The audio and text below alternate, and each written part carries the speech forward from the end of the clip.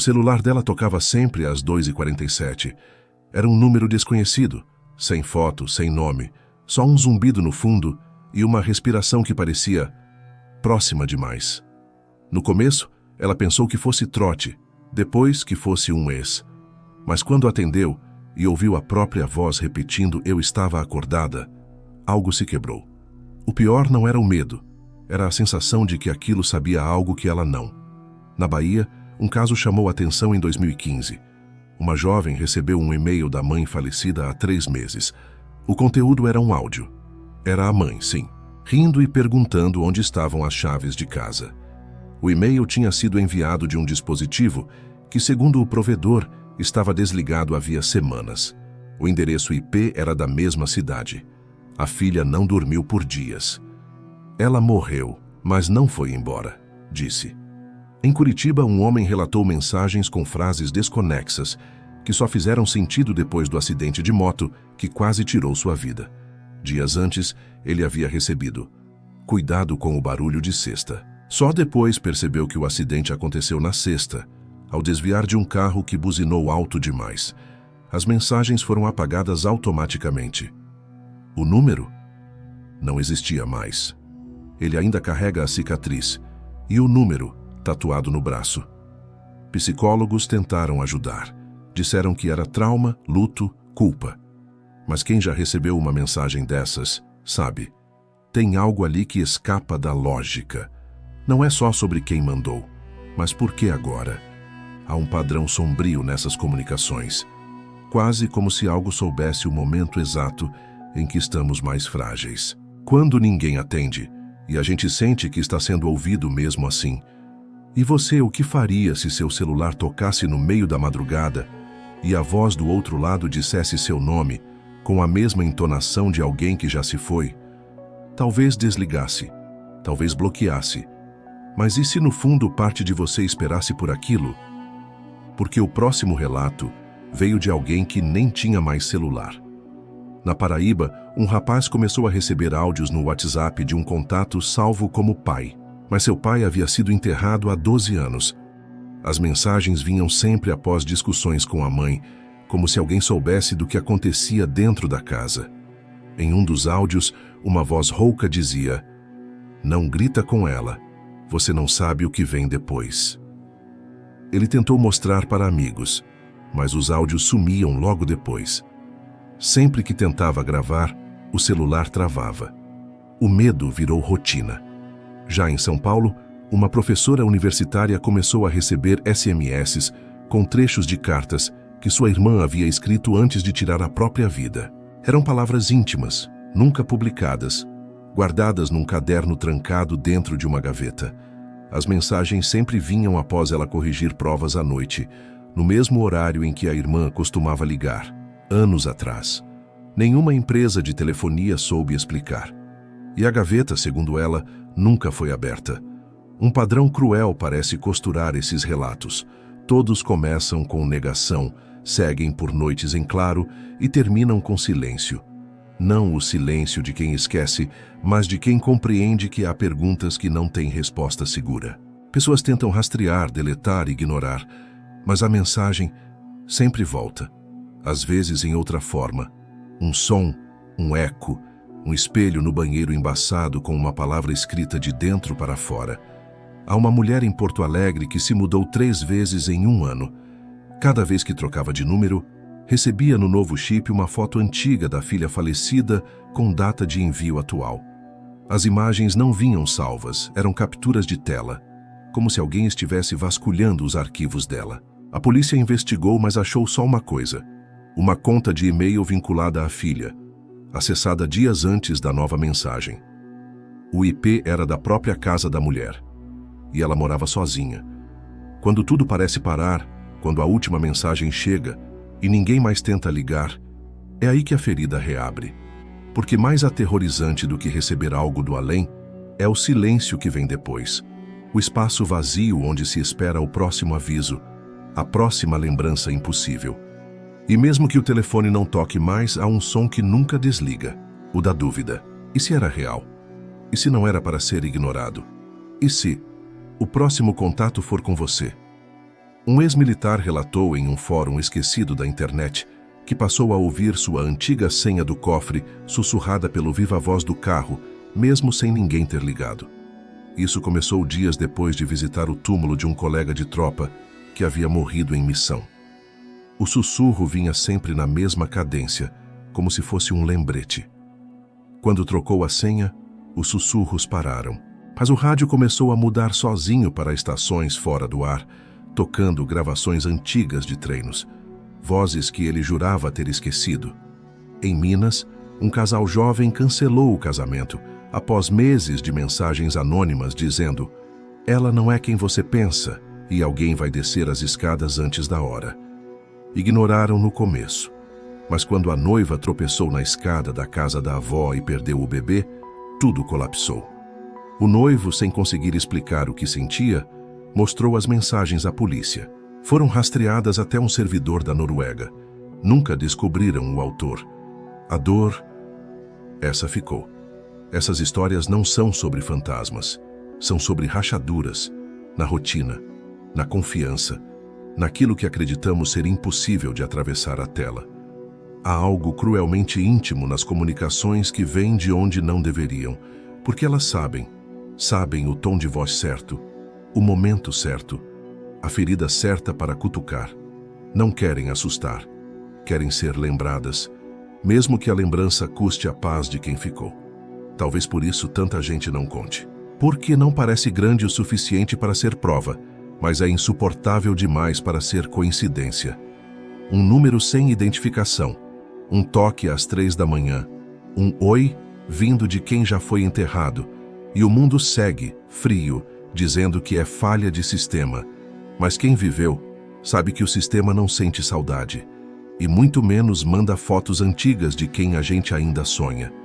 E então você começa a se perguntar: o que é pior, receber a ligação ou não receber mais? Porque quem já atendeu uma vez, nunca mais ouve o toque da mesma forma. E se hoje, enquanto lê isso, seu celular vibrar sem motivo aparente, talvez não seja tão aleatório assim. Talvez seja a hora de atender. Porque a próxima história não veio de uma ligação, mas de um vídeo que ninguém lembra de ter gravado. Ela guardou todos os prints, os áudios, até os registros de chamadas.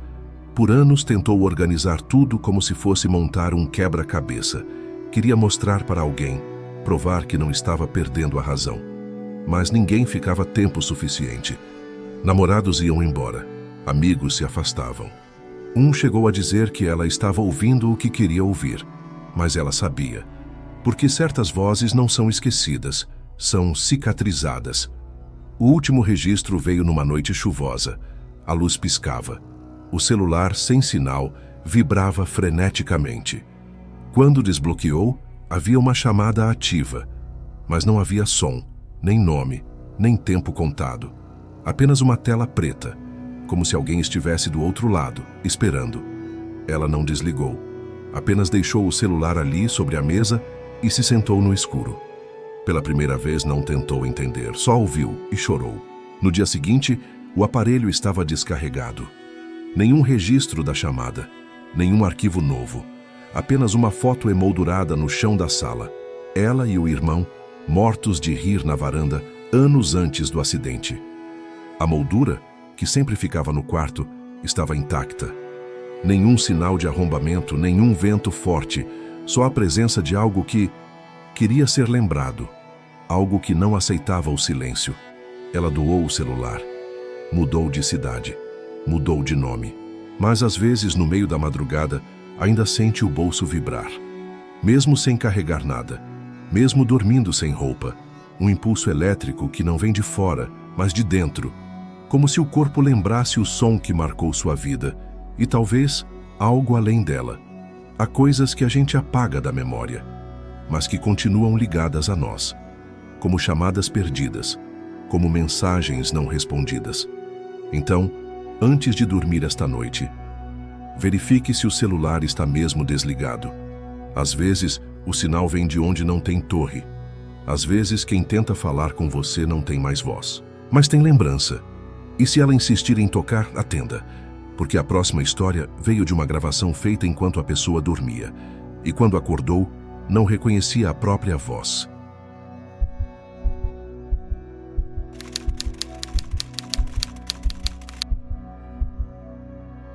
Ela só queria fazer uma chamada de vídeo com a mãe. Coisa simples, de rotina. Mas naquela noite, a mãe atendeu sem dizer uma palavra e ficou olhando para o lado, como se falasse com outra pessoa. Atrás dela, no fundo da sala, havia um vulto. Não era sombra, não era reflexo. Era algo ali. Quando ela perguntou quem estava junto, a mãe respondeu: ninguém. Mas a imagem travou justo quando o vulto virou o rosto para a câmera e sorriu. Um caso parecido apareceu em Recife. Um homem ouvia ruídos no quarto à noite. Colocou o celular para gravar só por precaução. Ao acordar, havia um áudio de 6 minutos salvo sozinho com o nome Você Sabe. O som era baixo, mas nítido, uma voz que murmurava datas e nomes, inclusive o dele, com sobrenome. Ele morava só. A porta estava trancada por dentro e o celular, segundo ele, estava no modo avião. Desde então, nunca mais dormiu com o telefone por perto. Em São Luís, um grupo de amigos fez uma chamada em grupo por vídeo. Riam, conversavam, falavam besteira. Mas, depois da meia-noite, um sexto rosto apareceu na chamada. Ninguém percebeu na hora. Era uma mulher muito pálida, parada, com os olhos voltados para a câmera. Só notaram ao rever o print do grupo no dia seguinte. O número estava salvo como... E quando tentaram adicionar novamente, o contato tinha desaparecido. Um deles passou semanas sem dormir. Dizia que sonhava com o mesmo rosto de frente para ele no escuro. É como se a tecnologia, que prometia nos proteger, abrisse janelas demais. Cada câmera, cada microfone, cada sensor, funcionando mesmo quando você não quer. Um casal relatou que seu assistente de voz ligava para o hospital onde a mãe dela morreu, sempre de madrugada, sempre para o mesmo número. Quando verificaram os registros, o nome da ligação automática estava salvo como mamãe. Mas nenhum dos dois havia programado aquilo, e o mais perturbador talvez seja o caso do homem que recebeu uma chamada de si mesmo. O identificador mostrava o próprio número. Quando atendeu, ouviu uma gravação. Era ele dormindo, tossindo, virando na cama, mas com um sussurro ao fundo, que não era dele. Ele ainda guarda o áudio, mas nunca mais atendeu chamadas à noite. E tampouco se olha nos espelhos sem lembrar do som, porque às vezes o que se manifesta à distância mora bem mais perto do que parece. Na zona oeste do Rio, uma jovem passou a receber notificações de ligação perdida vindas do telefone fixo da avó, que havia sido cortado há meses. No início, achou que era bug da operadora, mas um dia, ao voltar do trabalho, encontrou o telefone fora do gancho. Ninguém mais tinha acesso à casa. A gravação da última chamada captou estática e uma frase solta, dita com a mesma voz frágil da avó: cuidado com a curva do tempo. 2 dias depois, ela quase sofreu um acidente em uma curva fechada no caminho para casa. Em Salvador, um influenciador digital fez uma live sozinho em casa. Tudo normal. Conversa com o público, música ao fundo. Mas os comentários começaram a enlouquecer quando uma sombra passou rapidamente atrás dele. Ele riu, dizendo que era o ventilador. Mas o replay da live mostrou algo mais preciso. A silhueta de uma pessoa, com o rosto coberto, que apareceu por menos de 2 segundos no espelho atrás. Após o vídeo viralizar, ele desapareceu das redes. Amigos dizem que ele se mudou sem avisar ninguém. Há quem tente racionalizar. Culpa da tecnologia, falha de câmera, ilusão de ótica. Mas é curioso como essas falhas sempre acontecem nos mesmos horários, nas mesmas casas, com os mesmos padrões de repetição. É como se algo estivesse tentando se adaptar às ferramentas humanas, explorando nossa pressa, nossa distração, nossos silêncios digitais. Afinal, quem presta atenção numa notificação no meio de tantas? Um homem em Goiânia acordou no meio da madrugada com o celular gravando um vídeo em sua mão. Ele não lembrava de ter iniciado nada.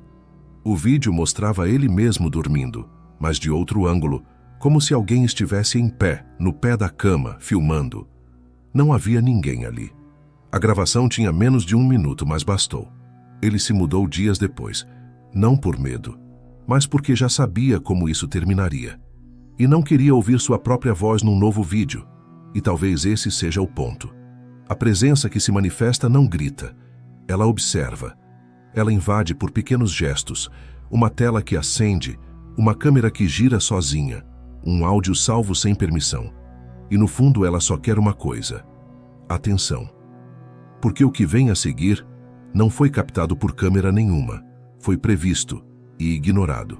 E agora está prestes a acontecer.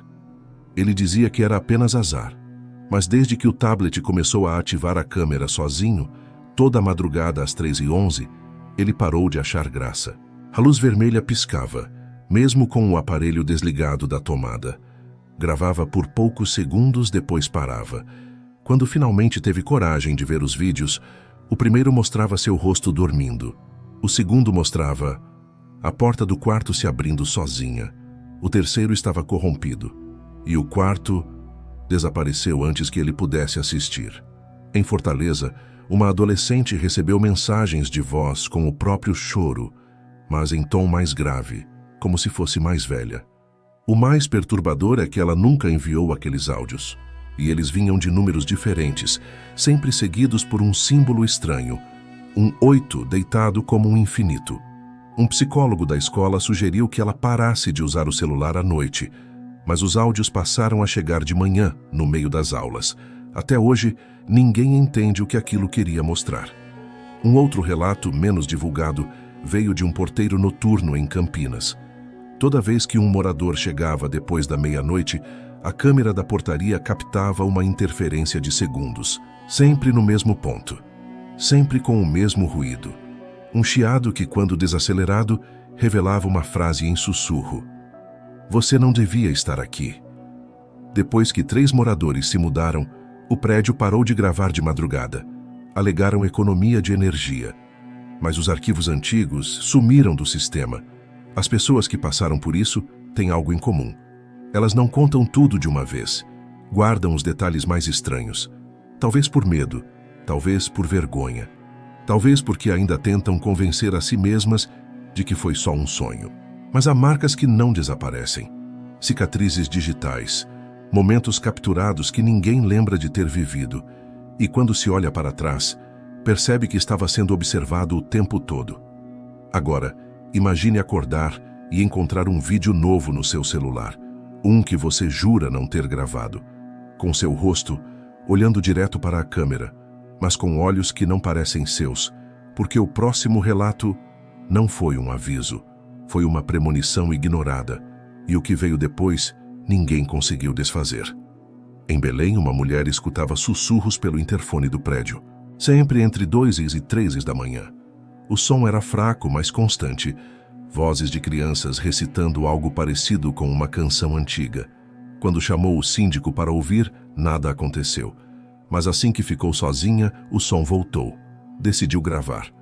Na manhã seguinte, ao dar play no áudio, ouviu sua própria voz murmurando: "Elas ainda estão aqui." Ela nunca teve filhos, nunca morou com crianças, mas desde então começou a sonhar com meninas de vestido branco, paradas do lado de fora da porta. O padrão é sempre o mesmo, uma manifestação discreta, aparentemente falha, que esconde um código emocional muito maior. São rastros, sinais, como se a presença usasse a própria tecnologia para lembrar que está ali, que não foi embora, que sabe onde você mora e que no fundo já encontrou uma forma de se comunicar, uma forma que atravessa cabos, senhas e lógica, porque não precisa ser visível para existir. Basta que alguém acredite. Num relato não divulgado, uma mulher encontrou um vídeo salvo no Google Fotos. Nele, a câmera girava devagar pelo corredor de sua casa. Mas ela estava viajando há dias. Não havia ninguém ali. A filmagem foi feita com seu celular. Quando mostrou para a polícia, o vídeo já tinha sumido da nuvem. Restou só uma notificação: lembrança de hoje há 1 ano. Só que o vídeo era novo e mostrava uma foto que ainda não tinha sido tirada. Uma memória futura. Um aviso? As vítimas desse tipo de contato relatam mais do que medo. Falam de esgotamento, de uma sensação de vigilância constante, de estar exposto, mesmo sem câmera ligada, de ser visto até por dentro, porque em algum momento tudo começa a fazer sentido. O vídeo, a voz, a luz que pisca, e então o corpo entende o que a mente ainda nega. Não é mais sobre o que você mostra, é sobre o que está sendo captado, mesmo no silêncio. Então, se você notar seu celular ativando sozinho ou receber uma notificação sem aplicativo correspondente, talvez não seja bug, talvez seja o aviso. Porque a próxima história começa assim, com uma mensagem enviada um dia antes de uma tragédia.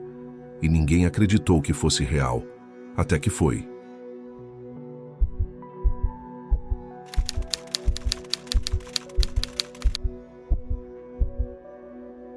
Ela recebeu a primeira mensagem uma semana antes do acidente.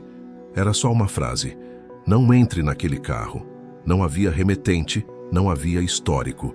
Apenas a notificação no topo da tela. Ignorou, claro. A vida estava corrida, o casamento chegando, tudo no lugar. Até que dias depois o carro do noivo capotou em uma estrada deserta. Ele sobreviveu, mas ficou em coma. E quando ela desbloqueou o celular pela última vez naquela noite, a mensagem havia sumido. Em Belo Horizonte, um estudante recebeu áudios anônimos com sons de buzinas, sirenes e uma voz abafada dizendo: "Não vá". Ele achava que era pegadinha. Até que, em uma madrugada de domingo, acordou com o mesmo som do áudio do lado de fora do quarto. Uma buzina longa, contínua. Desceu correndo e encontrou o irmão mais novo deitado na calçada, desacordado. Tinha fugido de casa, atravessado a rua e sido atropelado. Sobreviveu, mas nunca mais falou sobre o que viu naquela noite. Há um padrão cruel nesses avisos. Eles não imploram, apenas avisam. Frases soltas, códigos, sons que parecem não ter sentido até o momento exato. Como o caso da mulher que recebia SMS com sequências de números toda sexta-feira. Quando somou os valores, percebeu que coincidiam com datas de óbitos no bairro. A polícia investigou. Nada concreto, apenas a certeza de que ela sabia demais, cedo demais, e ninguém conseguiu impedir. Em Santa Catarina, um adolescente começou a receber ligações sempre às 2h22, todos os dias. Quando atendeu pela primeira vez, ouviu sua mãe chorando, mas ela dormia no quarto ao lado. Quando correu até lá, a encontrou paralisada, com os olhos abertos, repetindo: "Eu já vi isso". A ligação caiu e nunca mais foi feita. O número não existia. A operadora não tinha registro. Desde então, ele dorme com o celular fora do quarto. Mas sempre acorda nesse mesmo horário. E talvez o mais perturbador seja o que aconteceu com um técnico de informática, que descobriu um perfil falso que mandava fotos da própria casa, tiradas de dentro. No começo, achou que era stalker. Depois, pensou em invasão digital. Mas a polícia não encontrou câmeras, nem indícios de hacker. A última mensagem dizia: "Não olhe para trás", e foi enviada exatamente às 23h59. Ele nunca contou o que viu naquele momento. Só vendeu tudo, sumiu das redes e passou a viver fora do grid. Em Porto Velho, uma enfermeira passou a receber ligações com uma música antiga da infância dela, que a mãe costumava cantar antes de morrer. Sempre a mesma melodia, sem voz, tocada como se viesse de um rádio distante. A música tocava inteira e depois, silêncio. Até que um dia, logo após desligar, a televisão da sala ligou sozinha e exibiu uma foto dela criança, que nunca havia digitalizado. Era uma cópia exata da moldura que ficava na estante. Desde então, ela não ouve mais músicas, em nenhuma forma. Um programador de Brasília notou que seu celular piscava a tela exatamente às 4h44, mesmo desligado. Cismado, começou a filmar o momento todos os dias. Nada de estranho. Até que, no sexto dia, a gravação mostrou algo que ele não viu ao vivo. Sua própria silhueta levantando da cama, caminhando até a janela e desaparecendo. Mas ele jura que não se mexeu, nem acordou. E no vídeo a câmera treme por 3 segundos, como se alguém a estivesse segurando. Em João Pessoa, uma mulher começou a receber e-mails assinados com o nome do ex-marido. Eram curtos, sempre com um aviso: não vá amanhã, não confie nela, o vermelho não é seguro. Achou que fosse tentativa de manipulação, até que ele morreu em um acidente doméstico 3 semanas antes do primeiro e-mail ser enviado. As datas não batiam, o endereço IP era rastreável até um provedor, em outro continente, mas o mais estranho, os e-mails pararam no mesmo dia em que ela decidiu cancelar uma viagem. O destino? Um voo que caiu. Esses avisos não vêm com garantias, não explicam, não justificam, e talvez justamente por isso sejam tão fáceis de ignorar. Vivemos cercados de notificações falsas, perfis vazios, spam. Mas entre tantas distrações, um aviso real pode se perder. E quando o impacto acontece, vem junto o peso do eu devia ter prestado atenção. Porque o terror não está na tragédia em si. Está no silêncio que a antecede, no momento em que ainda dava tempo de mudar. E é por isso que certas pessoas desenvolvem paranoia. Passam a ler tudo como código, a desconfiar de cada notificação, cada curtida anônima, cada mensagem sem sentido. Não porque enlouqueceram, mas porque já viveram o susto de ver um sinal que ninguém mais viu, e agora só esperam o próximo. Porque a próxima história não avisou. Ela foi registrada ao vivo. E o vídeo ainda está na internet. Na periferia de São Paulo, um adolescente recebeu mensagens anônimas por meses. Eram frases desconexas, como "lembre-se da escada" ou "cuidado com a porta do meio". Sempre no mesmo tom, sempre no mesmo horário. Até que um dia, ao voltar da escola, a porta do meio, aquela do corredor estreito do prédio, caiu sozinha, quebrando o braço dele. Um acidente. Mas quando contou o que aconteceu ao melhor amigo, ouviu em resposta: "Eu já sabia". O amigo também recebia as mensagens, mas nunca contou.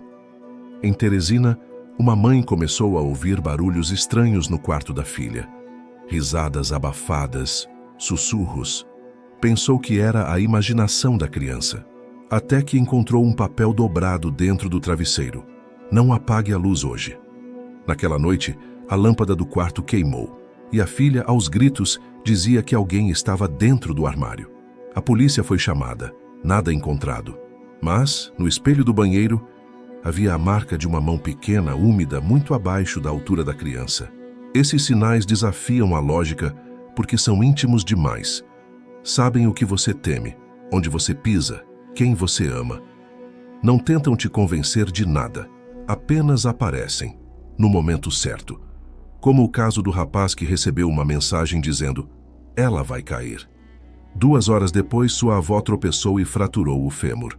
A mensagem veio de um número com os mesmos 4 últimos dígitos do telefone fixo da casa da avó. Mas aquele número estava desativado havia anos, e a operadora não soube explicar. Há um ponto em que a dúvida vira certeza. Quando os sinais se repetem, quando o tempo entre eles diminui, quando não dá mais para chamar de coincidência.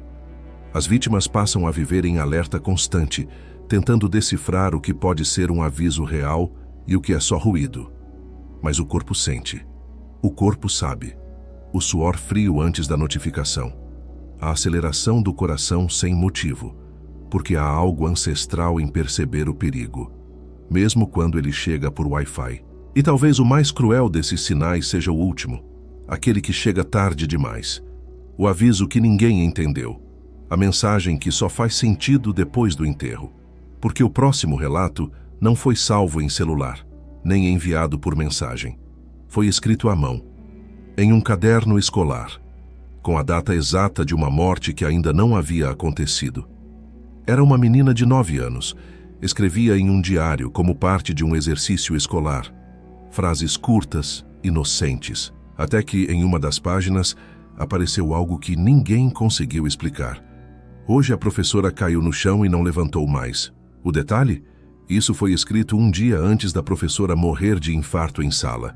A criança jurava que tinha apenas copiado o que sonhou. O caderno virou evidência. Mas ninguém soube dizer o que era mais perturbador, o conteúdo ou a caligrafia. Era idêntica à da professora. Em Manaus, Um segurança de shopping recebeu uma ligação com voz metálica dizendo apenas: "Não feche os olhos." Ele não entendeu.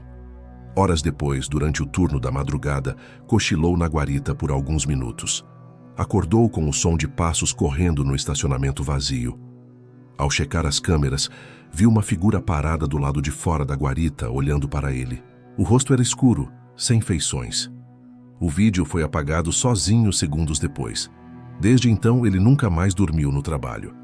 Há uma tristeza silenciosa nas pessoas que recebem premonições.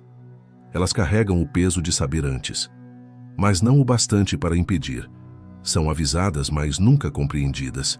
Sofrem em silêncio e aprendem a temer a chegada de qualquer mensagem nova. Porque o aviso nunca vem com manual. Nunca diz como evitar, só deixa o desconforto. A dúvida. A sensação de que algo está à espreita, esperando para confirmar o que já foi previsto. A verdade é que algumas pessoas nunca foram salvas, apenas foram alertadas. E agora vivem tentando decifrar os códigos de um universo que fala baixo, mas nunca para. Buscam padrões em relógios quebrados, em postagens aleatórias, em sonhos recorrentes. Porque quem já viu uma coincidência se tornar tragédia? Aprende a ouvir até o que não tem som. E às vezes, isso é o que resta: observar, esperar e tentar entender quando será o próximo aviso. Então, da próxima vez que seu celular vibrar às 3h03, ou quando aquela notificação antiga aparecer sem motivo, não ignore.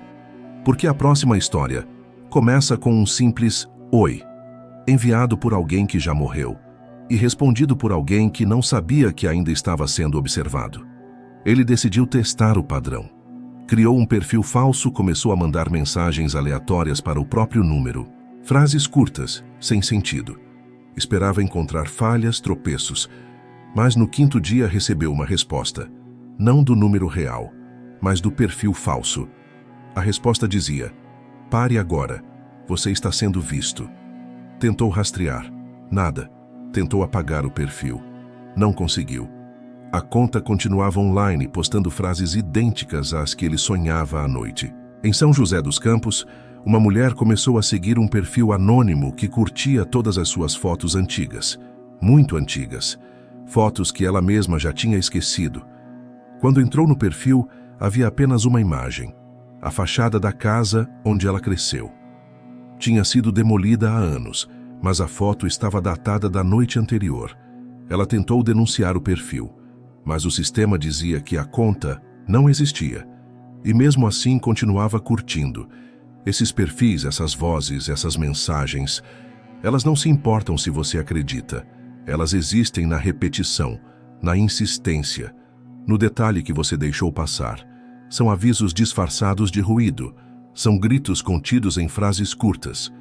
E quando você começa a ligar os pontos, já é tarde demais. Porque a verdade não vem com explicação. Vem com rastros, com arrepios, com aquela sensação de que alguém já sabe o que você vai fazer, antes mesmo de decidir. E então, tudo fica quieto. Por dias, semanas, às vezes meses, nenhuma notificação estranha, nenhuma ligação anônima, nenhum perfil novo. Até que, de repente, sem aviso, sem motivo, o celular toca. E a tela exibe o nome de alguém que você viu ser enterrado. A mente nega, mas o dedo treme, porque lá no fundo, você sabe, a ligação não é para você responder, é para você lembrar. E se você atender, talvez ouça apenas silêncio, ou talvez ouça a própria voz dizendo algo que ainda não aconteceu. Porque a próxima história não veio por telefone nem por e-mail. Ela se espalhou nas redes, num perfil que não deveria existir, e que sabia demais sobre quem o seguia.